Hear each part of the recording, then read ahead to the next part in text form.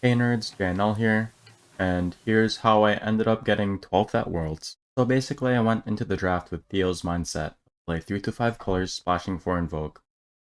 But I only found 4 Invoke cards before it was too late to splash, and my deck ended up with some questionable cards to say the least. It went chill though, I went 2 and 1. Only weird thing is I got curb stomped in my feature matches you'll see in a few moments. To it. Now they get to invoke Fire Primal. Looking for a good play for next turn is they've got that 7-drop in hand, but nothing else going, and it is a warning shot. All right, so yeah, we break up the sequencing here a little bit because the card came afterwards, but that's a really good spot for warning shot. As much as I appreciate the aesthetics, I don't think it's good to wait a turn there. A lot can go wrong, and so I can abide by it, I guess. Oh, baby. We got a Wind Cloak. 2 cost Relic, pay 4 to give a unit flying this turn. Let's go, Tower Lookout. A few moments later. Now, a lot of people made fun of the Wind Cloak being in my deck, but in the games that they didn't see, it was the MVP as it allowed me to push through for lethal on multiple occasions. So JNL could use Torch here to pick off the settled Sarasaur. Nah, we wait. Holding the card back in hand is way more likely to make the boxer think it's not safe to attack than torching the 2/2. Right, because as it stands, it's a great attack, but you're pushing a lot of damage, but you are giving up a lot. So now Wyatt is coming down. The Trash Man. There's a Wind Shaper That's a combo. with the Gust Cloak. Yeah, you just you throw that Accurate. Iractor on way up in the air, Like you just don't care. like it just don't care. Hey, looks funny now. I went 2-1, and I thought I could bring it back versus the Boxer and win the match. But, then this happened. Don't pull up those No. my picks or whatever. Let's get back to the match. Let's do it. Game number 2, JNL versus the Boxer. The Boxer is going to be redrawing their hand. JNL keeping this one, but this one's only got 2 power.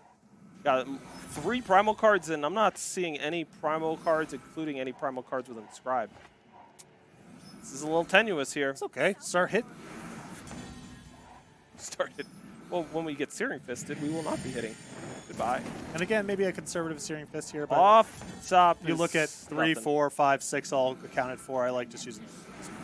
JNL swing and a miss. The Boxer, Rampaging Commando. They are going to be throwing down very hard to deal with units, and this is going to be very ugly if if JNL doesn't draw right now. Frostburn. If by very hard to deal with units, do you mean any unit at all? Because JNL is unable to play any cards. We're going to be getting back to the Hall of Notes discussion soon. Warning shot pre-combat. Oh yeah. No, it's good. You still, okay. I'll talk to the Boxer after this on Discord. Be sure to like and subscribe to keep up with my content and get great tips like the one you see in the background. The Trash Man. Like, come on guys, pack 1 pick 1s aren't really conducive for improving at draft during the pick phase, and you made them easy ones too. But on to Throne. Here's the Throne deck I ran. I found in testing that I went pretty even with most of the field and that the matchups were mostly based on play draw and what cards you got. Unfortunately, neither the deck nor pairings were on my side, as I drew well versus Carnage and team killed him, and the next 2 rounds I drew below average and got paired up twice. So I went 1-2 and ended the day 3-3. I had a chance to make top 4 if I high rolled with my Cheese Cannon deck in Expedition. A few moments later.